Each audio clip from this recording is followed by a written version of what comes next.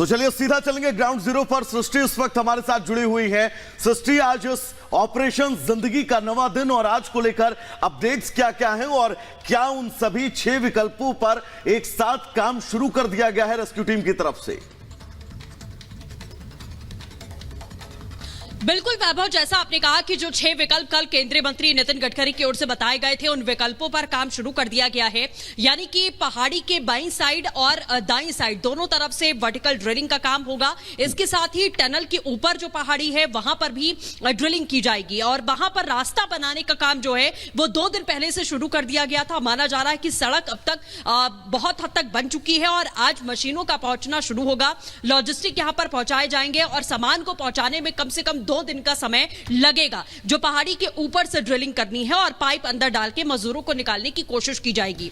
जो दूसरी तरफ से यानी कि दाईं साइड से ड्रिलिंग की जा रही है, वहां पर भी अभी रास्ता बनाने का काम जारी है। उसके बाद ड्रिल का काम शुरू होगा। स्टेप बाय स्टेप ये काम होंगे क्योंकि ये प्रोसेस बहुत लंबा है। ये बाकी जो विकल्प बताए गए हैं, ड्रिलिंग पहाड़ी में ड्रिलिंग करके और टनल के भीतर तक पहुंचने का, इसमें एक अच्छा खासा लंबा समय लगने वाला है।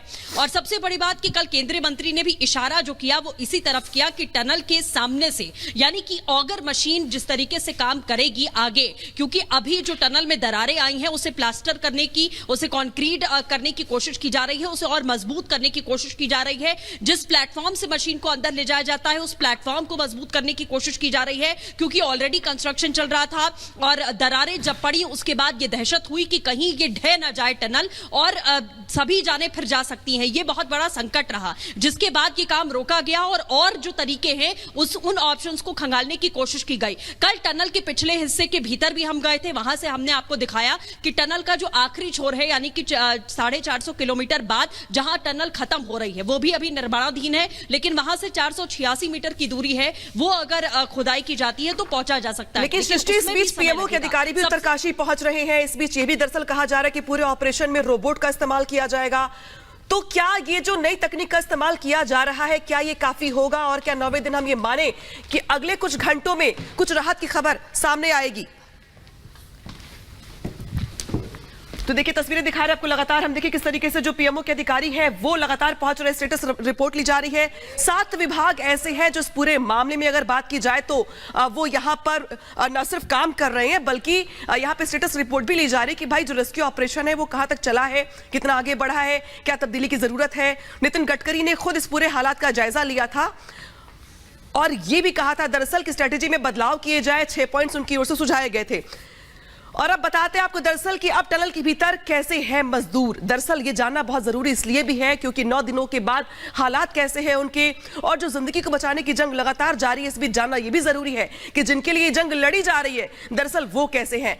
फंसे हुए सभी मजदूर सुरक्षित बताए जा रहे हैं, जो अपने आप में राहत की बात है। दरअसल मजदूरों के पास लंबी 2 किलोमीटर की टनल है। शायद यही चुनौती भी है कि इतना जो लंबा डिस्टेंस है उसको पाट पाना और साथ ही साथ मलबे को भी यहाँ पे ठीक कर पाना, ये भी अपने आप में मशीनों के लिए चुनौती बना हुआ है। इसके साथ साथ अच्छी बात दरअसल यहां पर यह कि टनल में पर्याप्त ऑक्सीजन मौजूद है और शायद इसीलिए सरवाइव कर पा रहे हैं वहां पे जो मजदूर मौजूद है, क्योंकि उनके पास ऑक्सीजन है। इसके अलावा अधिकतर हिस्से में बिजली पानी भी मौजूद है, यानी कि ऑक्सीजन, बिजली, पानी मजदूरों के पास है।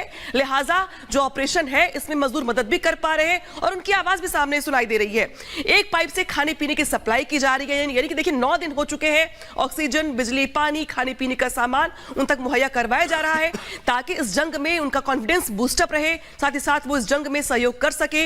और देखिए अब ये भी कहा जा रहा है दरअसल कि वॉकी टॉकी से बाहरी दुनिया से संपर्क साधा जा रहा है उनकी ओर से, यानी कि उनके पास वॉकी टॉकी भी है जिसके जरिए जो बाहर के लोग हैं वो उनसे संपर्क स्थापित कर रहे हैं।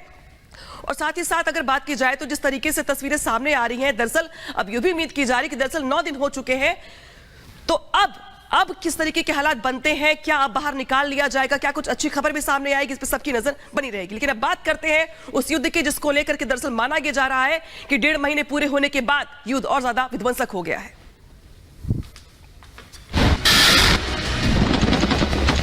हमास को अभी भी हथियारों का सपोर्ट मिल रहा है और हथियारों से लगातार हमले भी वो कर रहा है साउथ इजराइल में।